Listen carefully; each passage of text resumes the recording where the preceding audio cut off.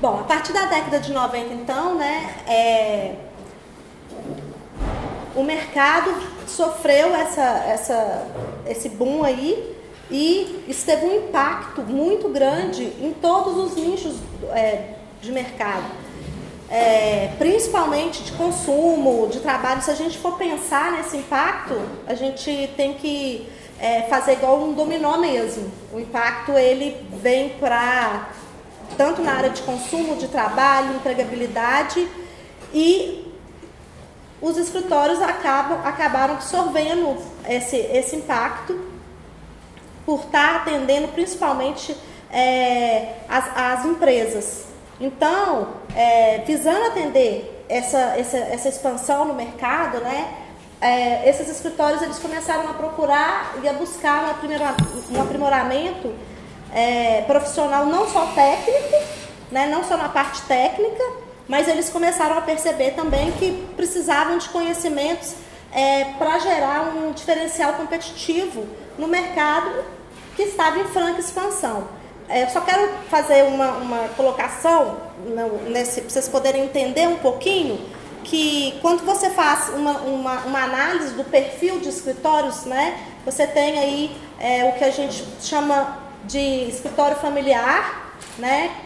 Os escritórios eles eram formados geralmente, tinham esse formato, um escritório mais familiar, um escritório que a gente chama de boutique, né? Que ainda existem hoje os escritórios de boutique que atendem causas mais de um valor mais significativo. Esse formato então desses escritórios eles vão mudar, visando atender essa rápida expansão, né? Esses escritórios começam a buscar esse diferencial competitivo para atender a demanda principalmente empresarial. Eu acho que isso aqui eu já falei. Tá. Então, diante desse cenário, né, os escritórios começam a sentir uma grande dificuldade de fazer a gestão administrativa e organizacional mesmo. Afinal de contas, o advogado não é necessariamente um administrador. O Roberto até falou que eu fui muito boazinha, que eu coloquei não é necessariamente, mas existe essa grande dificuldade. Não é de jeito nenhum. O foco do advogado realmente está ali, né, na produção de peças, nas jurisprudências, na tentativa de focar toda a sua energia ali no processo em si, e não necessariamente na administração. E esses escritórios tinham uma administração, vamos se dizer, rústicas mesmo, bem muito limitada a um controle muito simples e rústico mesmo, de conta a pagar, enfim. Esse crescimento, né, vai mostrando para esses gestores, esses sócios desses advogados, que só aquela gestão rústica ali, rudimentar, vamos se dizer, não basta. Então os escritórios começam a enfrentar um dilema mesmo, né? Eles começam a atender empresas, existe uma linguagem corporativa que em conflito com uma linguagem judicial, né, do jurídico, da advocacia. Além dessa linguagem, existe todo um processo que precisa ser adaptado para atender esse mercado específico, né? Então, eles ficam aí nesse dilema entre se manter nesse papel de focado somente, né, num ganho dos processos jurídicos e de uma necessidade de falar a mesma língua. Então, a transformação dos escritórios em empresas, ela não tem mais volta. Aqui eu posso falar da minha vivência mesmo. Quando eu entrei no escritório, eu atuo há 12 anos no Marcelo Tocha Advogados. Então, eu comecei lá como estagiária, então a minha experiência, assim, eu vivenciei isso. E quando eu entrei, eu percebi isso muito rápido, porque lá é um escritório empresarial que atende grandes empresas. E nessa percepção minha, eu via que assim, era uma linguagem muito diferente dos advogados e da empresa, para atender essas empresas. E a minha luta foi o seguinte: bom, se a gente não transformar esse escritório numa empresa para que falem a mesma língua, não vai funcionar. Os advogados são 100% focados e presos somente naquilo ali, no processo, na defesa, na parte intelectual. Essas empresas, elas já vêm com esse aparato da tecnologia muito forte mesmo. Então, elas já vêm com sistemas prontos que precisam ser alimentados, que necessariamente os advogados precisam, né, alimentar esse sistema para que essas empresas tenham indicadores, tenham números, e daí uma grande resistência dos advogados em fazer isso. Então, assim, realmente é uma luta. Até hoje, esse é o grande desafio lá do escritório. Apesar de hoje a gente já ter isso, né, os advogados já entenderem um pouco isso, até porque os advogados saem da faculdade sem qualquer instrução ou sem qualquer noção administrativa e principalmente de sistemas de informação. Então, essa resistência aí acaba... Acho que eu parei. Bom, aqui eu coloquei alguns dados, né, para a gente ter um pouquinho de noção aí dos números do mundo jurídico. O Brasil é o terceiro maior país com o número de advogados, é um advogado para cada 322 habitantes. Esse número aqui é de uma pesquisa de 2014, tá na OAB, da Salim Bertozzi, e em 2014 essa pesquisa fez uma projeção para 2018. Então você vê aí que tem um aumento assim, bem significativo, né? Em todos você tem de escritórios que praticamente assim, mais do que dobrou, número de advogados no mercado, e aí a gente tem que pensar, para esses advogados que estão entrando no mercado, existe um sonho, uma idealização de uma nova sociedade, o número de faculdades, esse número foi uma projeção, mas hoje eu sei que esse número já aumentou um pouquinho aí. Só porque a setinha saiu da tá. Enfim, então os escritórios que investiram em tecnologia e gestão criaram um significativo diferencial competitivo.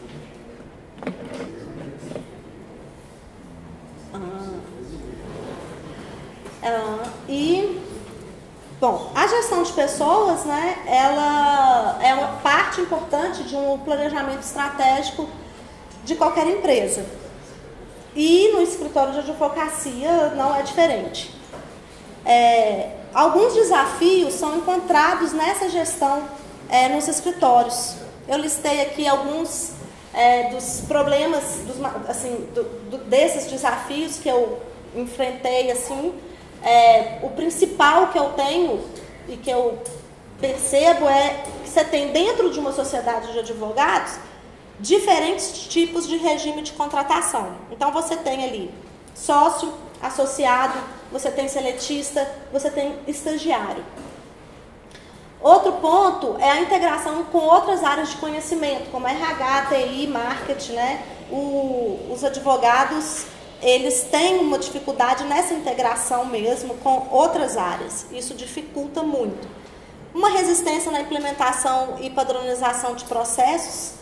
Eu acho que isso é um pouco bem natural, né, dos advogados, da questão de prazo. Assim, isso era o que eu mais escutava, né? O advogado trabalha sempre com prazo, com a corda no pescoço. A gente lá fala, sempre deixa para a última hora. Então, implementar qualquer padronização em processo requer uma mudança de cultura, e isso foi muito fator de muita resistência. No uso de sistemas de informação, por uma questão que o advogado, né, até se nega a fazer certos tipos de tarefas que não estejam ligadas à produção intelectual. Né, as tarefas, o advogado, ele se exime desse tipo de tarefa. Não, eu sou um advogado, eu não tenho que preencher, ou não tenho que alimentar um sistema. Ele se recusa a fazer isso. Uma carência de sistemas prontos que atendam a demanda específica, como no caso Na época eu cheguei a utilizar alguns sistemas de RH que atendesse essa pluralidade de diferentes regimes, né? E a carência de... Só comentando que ela é totalmente isso aí, né? Tá concordando. Bom, e a carência de relatórios gerenciais, que na verdade está no último, não é, né, é proposital, porque toda essa resistência e toda essa carência de dados, de informações, de processos e padronizações não vai me gerar nenhum tipo de relatório gerenciais. E isso, num planejamento estratégico, né, de qualquer empresa ou de qualquer escritório, é fundamental para que você tenha dados, para que você consiga planejar, né, e tomar decisões mais acertadas, mais efetivas no mercado extremamente competitivo e inovador e exigente, né? Bom, então, e aí como que a gente supera esses desafios, né? E chegou um momento lá no escritório, que aconteceu o seguinte, eu ficava sonhando, eu falava, eu queria tanto desenvolver um sistema que atendesse especificamente, porque se você vai procurar um sistema de RH, você joga, tem 1000 opções, 1 milhão de opções.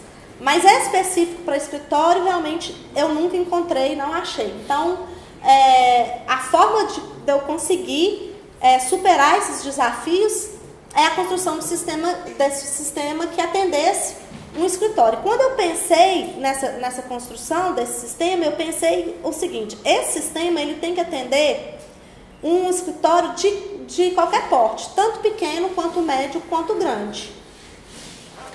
E aí... aqui foi um pouquinho para vocês, uma linha do tempo do meu desafio. Aqui é a minha história de desafio. Bom, em 99 foi o ano de fundação do escritório, e de 99 a 2007, quando eu entrei mais ou menos em 2006, o escritório tinha em torno de 54 pessoas. E todas as informações ficavam no cérebro humano, que eram de um administrador e de uma outra auxiliar desse administrador financeiro. Todas as informações ficavam lá, arquivadas no cérebro dele. Então, assim, não tinha nenhum tipo de controle. Para vocês terem ideia, não só na parte de gestão de pessoal, mas os contratos de clientes do escritório, eles ficavam numa pasta arquivo e se tivesse alguma especificidade no contrato, para poder fazer um faturamento, a gente tinha que perguntar para essa pessoa se aquele contrato pagava alimentação, se aquele contrato pagava o transporte do advogado, tudo ficava lá armazenado no cérebro dessa pessoa. De 2007 a 2010, o escritório dobrou, vivenciando aí, né, essa expansão do mercado, e aí a gente passou a arquivar. Eu comprei um arquivo, aqueles arquivos mesmo de gaveta, lindo, pastinha com nome, ficou lindo, muito legal, muito bonito, os sócios adoraram, lindo, muito lindo. E aí a gente desenvolveu a nossa primeira planilha de Excel. De 2012 a 2013, né, mas o escritório continua em franca expansão, a nossa planilha ficou muito top. A gente deu uma melhorada nela e ficou muito legal. E de 2013 a 2015, que você tem aí 402 pessoas, né, a gente fez uma planilha de Excel super top, gigantesca, enorme, enfim. E aí chegou uma hora que ficou realmente inviável, mas eu não tive esse sistema, assim, não foi uma coisa que eu ganhei. Eu pedia muito para os sócios, eu preciso de um sistema, porque realmente estava inviável. Como é que você controla? E eu querendo fazer muita coisa legal na parte de gestão de pessoas, avaliação de desempenho, eu queria acompanhar a carreira dos profissionais, eu não conseguia acompanhar a carreira deles. Enfim, E aí eles na época contrataram uma menina para fazer um sistema no escritório para o jurídico. Como a planilha deles estava muito desorganizada, graças a Deus, porque eles, né, não conseguiam, eles não faziam nada dentro de um padrão, dentro de um processo, essa profissional, que era uma desenvolvedora, ficou meio que ociosa. Naquela ociosidade dela, eu chamei ela e falei assim, olha, já que você está ociosa, olha a minha planilha super top. Tem como a gente transformar isso num sistema? E ela olhou para mim e falou assim, nossa, está muito fácil. Se a do jurídico estivesse desse jeito, já estaria, o sistema para eles, né, já estaria pronto. Então foi assim que eu consegui. Essa pessoa fez, me entregou num prazo até bem legal, que foi uns 7 meses. E aí a gente desenvolveu o sistema de RH Lawyer específico para a minha área de gestão de pessoas. Até um dia, quando apareceu o valor para o sócio autorizar, né, o pagamento do trabalho, porque eu fui pagando ela por etapas, e aí o sócio olhou e falou assim, mas como assim, o sistema não está pronto? Aí a menina do financeiro, enfim, eu tive que ir lá na sala, porque ele estava muito nervoso, porque ele não entendia por que o sistema de RH estava pronto e o sistema do jurídico não estava. E aquilo era um absurdo, porque ele tinha contratado a menina para desenvolver o sistema. Aí, enfim, eu fui explicar que ficou pronto porque a gente tinha uma planilha super top. Quando a gente criou essa planilha, a gente teve uma preocupação de ter padrão, enfim. Mas ele ficou muito bravo. Ele ficou muito bravo. Não, ele pagou. Bom, então, essa aqui é a carinha do nosso sistema, tá? E eu coloquei aqui, eu dei um print só em algumas telas, só para poder explicar para vocês o que eu faço, né? E o que eu queria um pouco de números e de indicadores, e o quanto que isso hoje é importante e relevante nas ações estratégicas do escritório para tomadas de decisões. Bom, aqui eu tenho o escritório, ele tem várias unidades e filiais, então aqui eu tenho, por exemplo, número de colaboradores ativos, admitidos no período, desligados no período, o período está ali, abril e maio, né? O meu custo de rescisão nesse período, quanto que eu estou gastando de rescisão. Essas informações todas hoje, elas são linkadas com o meu financeiro, que com isso ele consegue fazer uma programação de fluxo de caixa, então eu não tenho impacto, né? Porque eu consigo programar e planejar. Deixa eu ver a outra aqui. Bom, aqui eu tenho o número de colaboradores por unidade, o número de colaboradores por cento de custo. A maioria dos escritórios, assim, de médio para grande porte, eles trabalham nesse formato, que eles chamam de formato de cento de custo. Esse formato, ele geralmente por área do direito, civil, trabalhista, tributário, bancário, saúde. Uma das informações aí que eu tenho, por exemplo, qual que é o custo do meu pessoal por cento de custo. O que acontece? Alguns sócios dos escritórios são sócios unicamente numa área, não necessariamente eles são sócios do escritório como um todo. Por exemplo, no escritório a gente tem uma sócia que ela é só da área civil de saúde do escritório.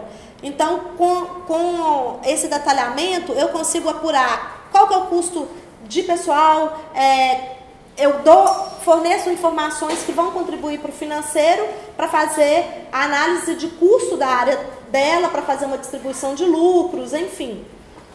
Então, são números aí... Também, por exemplo, de clientes, eu consigo apurar, uma vez que eu tenho o centro de custo e a gente separa por cliente, eu sei exatamente quanto que um cliente me custa, além das despesas, né, que aí são informações do financeiro, mas a informação do sistema vai contribuir nessa análise de forma geral. Outro aspecto importante também é que às vezes a gente já tem a informação de uma perda de contrato, e aí a gente tem que pensar que um escritório de grande porte, ele muitas vezes tem um contrato muito grande que envolve, por exemplo, 60 pessoas, né? Uma equipe é composta por 60 pessoas. Ano passado aconteceu isso.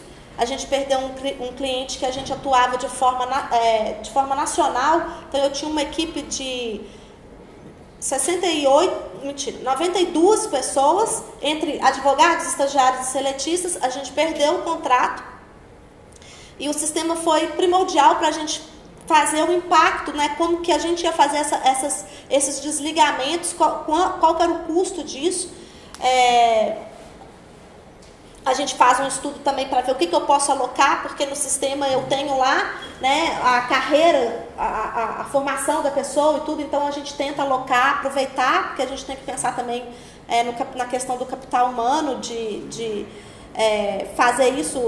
Ano retrasado começou um impacto grande, não só no mercado da crise, mas não necessariamente a gente está submetido só a isso, né? Tem a questão das oscilações de mercados, mas tem também as questões, as inúmeras variáveis aí. Às vezes muda um diretor jurídico de uma grande empresa, o diretor jurídico já tem ali o escritório que ele quer trabalhar, enfim.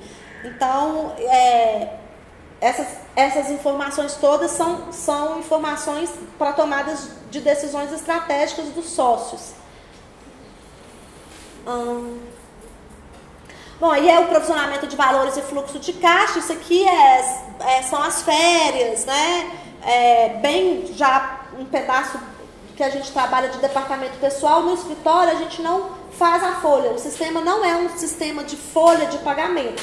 A gente trabalha com uma contabilidade externa, né? Mas a gente tem esse controle aqui muito mais em questão disso, de ter provisionamento, de ter uma interface com o financeiro. O seguinte, olha, daqui nos 3 meses, né, trimestral, geralmente a gente trabalha com informações trimestrais, eu passo isso para o financeiro, qual vai ser o meu custo com férias, enfim, impostos, né?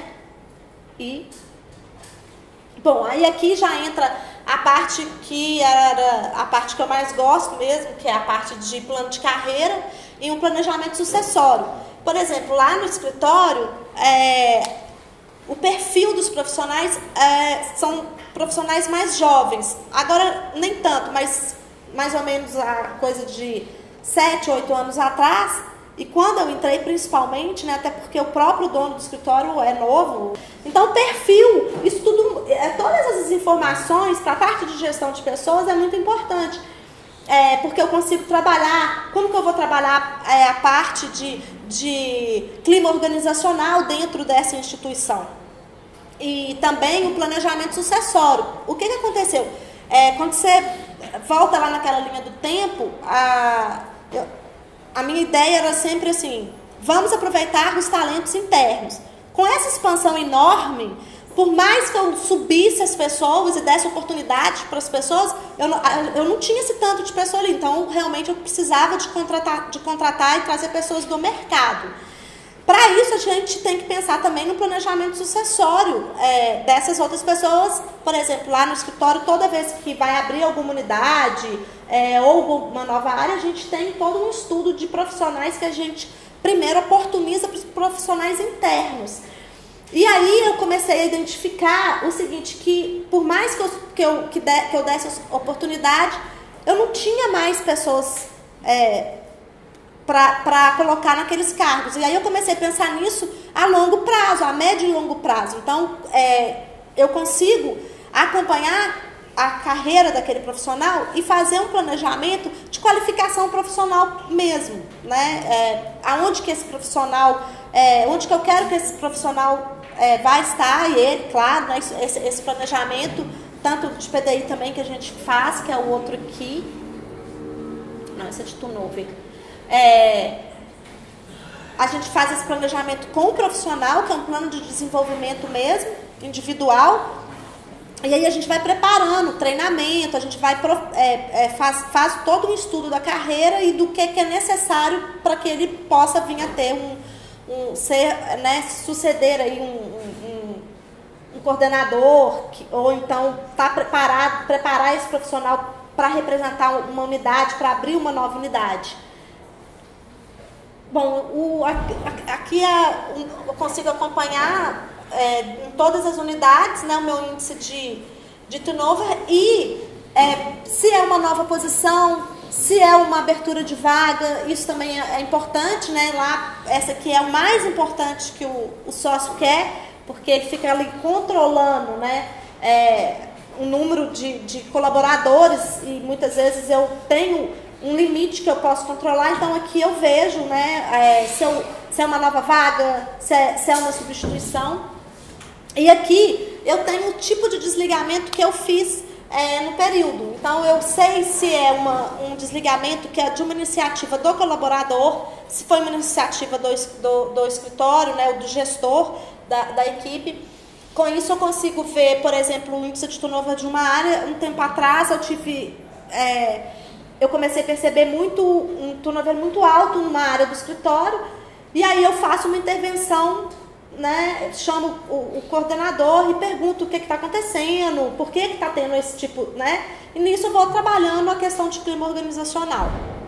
E além de perceber também que às vezes eu preciso trabalhar e fazer uma atuação direta no gestor.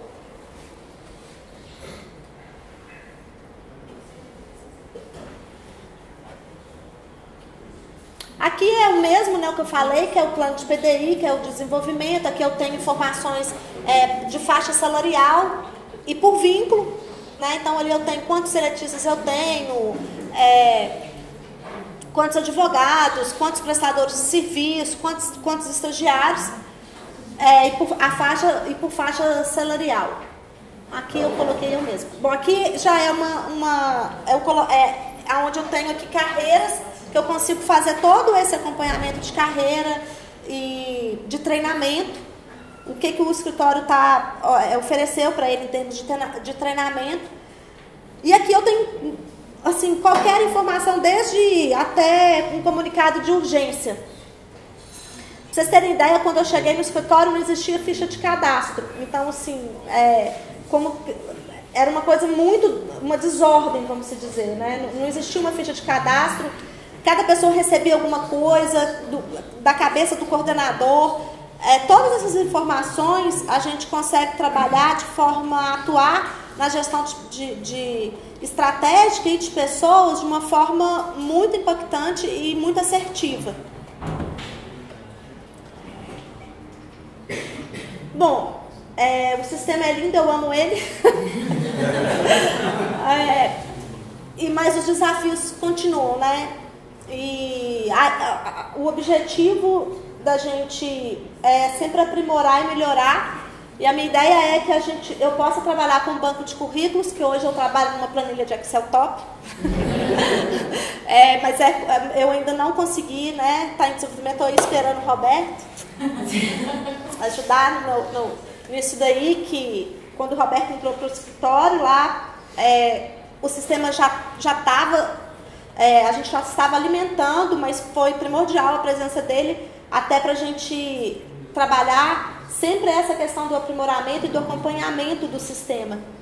Então, hoje, a questão do banco de currículos, a gente está aí para ser implementada, a integração de treinamentos internos, porque hoje eu consigo fazer um acompanhamento de um treinamento que foi oferecido externo, mas interno não. E hoje até visando diminuir todas aquelas resistências e carências que eu tiquei lá nos desafios. Porque o que eu percebo é o seguinte: se o advogado entrou e ele já é treinado para alimentar um sistema, já é alimentado para entender o sistema que a gente usa, né? O escritório usa um sistema, não só o nosso, mas a gente trabalha com um sistema de cliente, e cada cliente tem um sistema. Então, por exemplo, lá, às vezes o advogado tem que trabalhar dentro do nosso sistema, porque o nosso sistema está ligado diretamente no financeiro, mas tem que alimentar o sistema do cliente, que muitas vezes é um banner, enfim. A avaliação de desempenho também hoje a gente ainda faz ela numa planilha super top, mas a ideia é que ela vá para o nosso sistema de RH e que tudo seja trabalhado dentro desse sistema. E aí a ideia é que a gente convide outros escritórios interessados, né, a testar o sistema e contribuir para o desenvolvimento e aprimoramento do sistema.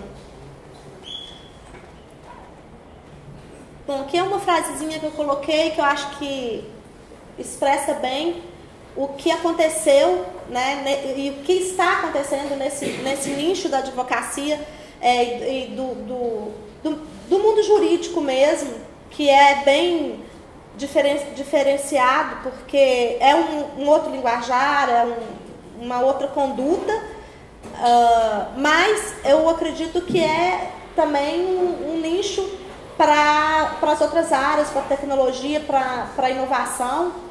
Não tem como a gente fugir realmente disso, né? Fugir disso é a gente estar negando o que está aí na nossa frente. Então é isso aí. Quando as estruturas apresentam carência, existe uma tendência natural que essas sejam supridas ao longo do tempo. Portanto, é fato que mais e mais ferramentas de gestão irão desenvolver-se para esse nicho específico. Mais profissionais estarão capacitados para esse gerenciamento, mas também mais e mais o mercado irá demandar qualidade, agilidade, originalidade e preço. É isso, pessoal. Acho que falei rápido.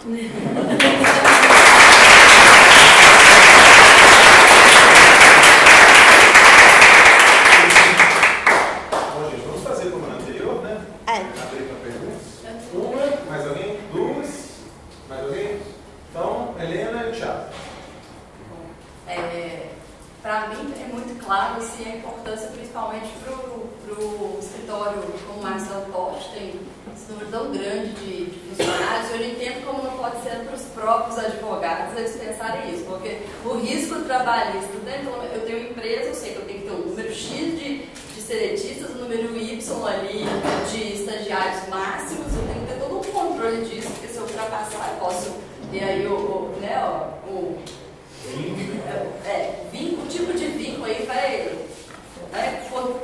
determinar aí como que se eu estou correta juridicamente ou não, né? E aí você está dentro do escritório de advocacia, os advogados tendo conhecimento de toda essa legislação aí, eu não entendo como se não era o primeiro sistema que deveria ter sido feito, tá? Tem que ser, mas assim, eu queria saber se isso é tão aplicável, esse sistema é tão aplicável aí para escritórios menores. Eu vejo ele muito eficiente aí nesse controle para grandes escritórios, mas será que é uma bala de canhão para um tiro, para um escritório pequeno? Como você vê isso?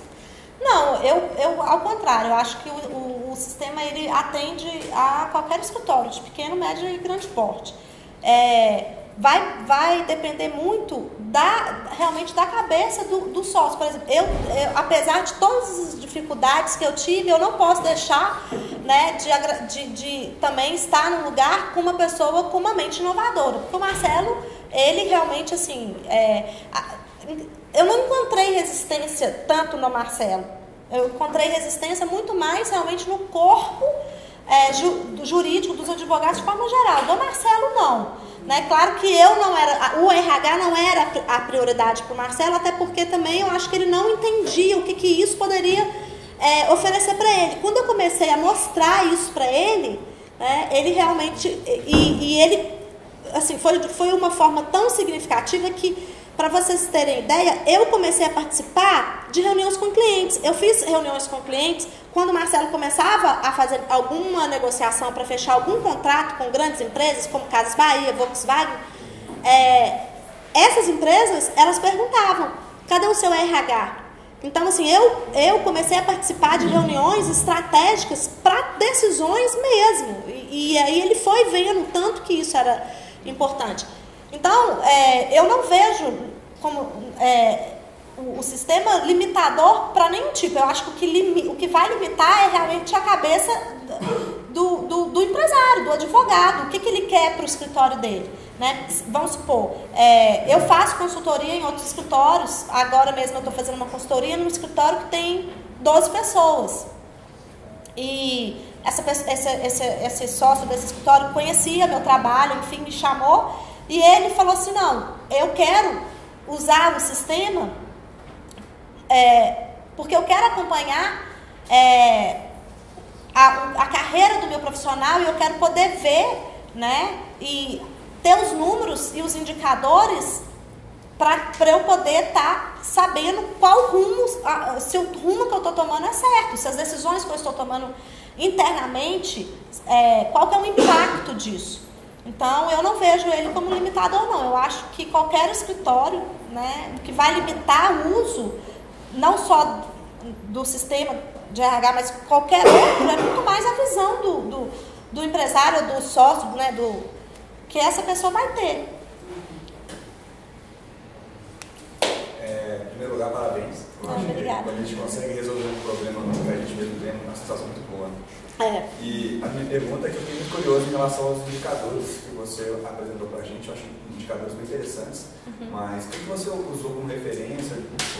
Foi apenas da necessidade? Eles já existiam antes? Existia uma metodologia? Já existia algo formalizado? De onde surgiram esses indicadores?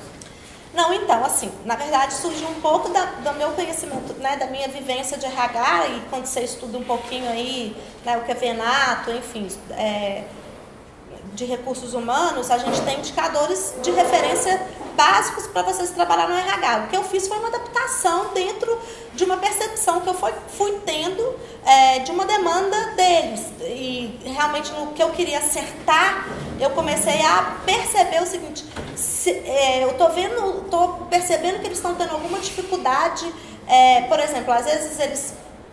na questão de custo, para você fazer uma análise de custo, se um cliente, vale a pena manter um cliente, né?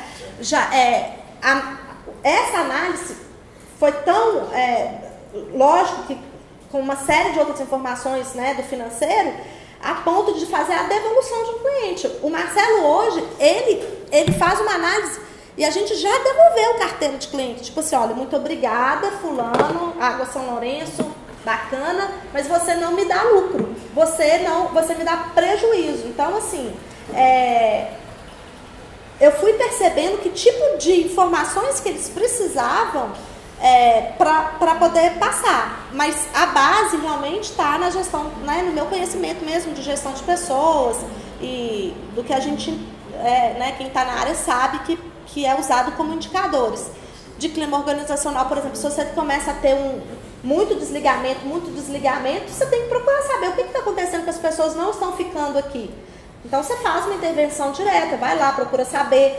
Por exemplo, a avaliação de desempenho, que eu ainda não consegui colocar, geralmente a avaliação, eles usam tipo 360 graus. Lá, pra vocês entenderem o nível de resistência dos advogados, e nessa fase eu tive uma resistência muito grande do sócio. Isso, o Marcelo foi extremamente resistente, mas com muita briga eu consegui vencer. Por exemplo, quando eu aplicava a avaliação de desempenho, eu aplicava só na equipe. E aquilo não era, para mim, o que eu ia fazer só com aquilo? Então eu cheguei para o Marcelo um dia e falei assim, eu fazia uma autoavaliação. Então cada profissional se autoavaliava, o coordenador avaliava o profissional. Eu cruzava esses dados, mas eu vi que aquilo não era...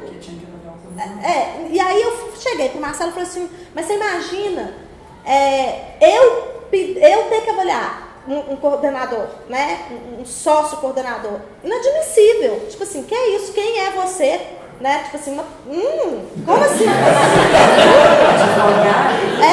Não, mas assim, né? Tem, né? Eu sei que é muito lindo, tem todo, né? E tem esse modelo. O profissional, ele sai para o mercado com esse modelo, entendeu?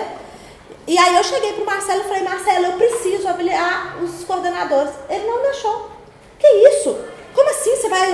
Lógico que não. E aí, enfim, aí foi muita briga até que ele deixou eu fazer uma primeira avaliação.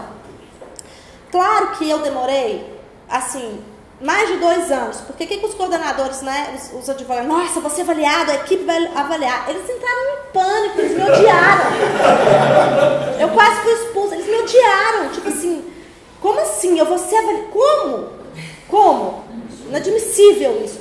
Então, assim, E foi feita a avaliação e essas informações, assim, extremamente... Porque eu chegava com números para o Marcelo e falava assim, o seu problema não está na equipe, o seu problema está no coordenador. Olha aqui, ó, olha os dados aqui.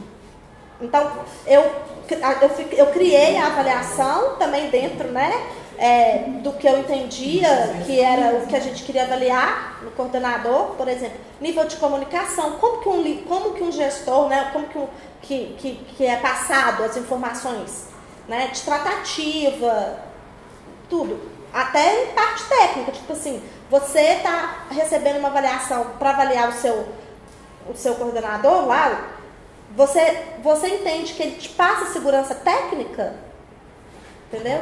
E aí, isso assim, com isso,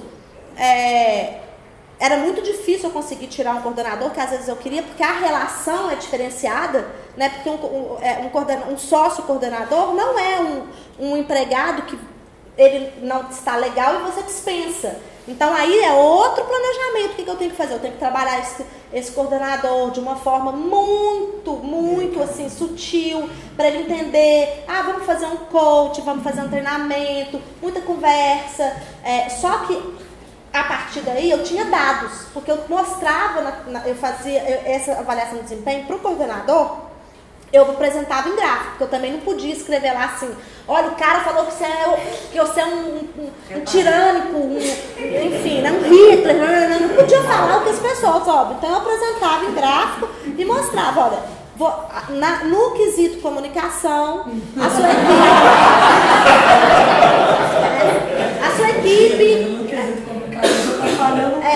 tipo assim, na tratativa, vamos melhorar. E aí quando você tem números, né, contra fatos, não argumentos, eu escutei isso a vida inteira, eu escuto isso dentro do escritório de advocacia, o que eu mais escuto, então não tem argumento. Uma vez que eu tenho ali os números para mostrar dentro de uma pesquisa, né, e aí eu cheguei no momento que eu consegui avaliar, inclusive o próprio Marcelo.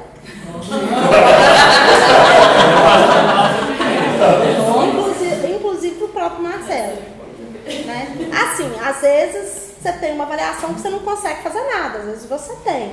E quando você tem pessoas profissionais, vamos dizer agora, independente de ser um advogado ou qualquer um outro, que estão mais imbuídos de um processo de aprimoramento profissional como um todo. Então, assim, alguns adoravam, achavam ótimo, queriam feedback, me pediam o que eu posso fazer, o que curso você acha que eu devo fazer, onde que eu posso trabalhar, começavam a ligar e falar assim, olha, eu tô com esse problema aqui, como que eu resolvo? Né? Que é problema de gestão de pessoas, porque você tem diferentes números de equipe. Eu tenho coordenador lá, né, que tem 3 pessoas, eu tenho coordenador que tem 60. Como que você administra isso? Aí, então, realmente, assim, esses indicadores, além de como base que a gente tem, né? Por exemplo, turnover é um indicador que é utilizado em qualquer... E alguns outros veem realmente dessa percepção, dessa demanda.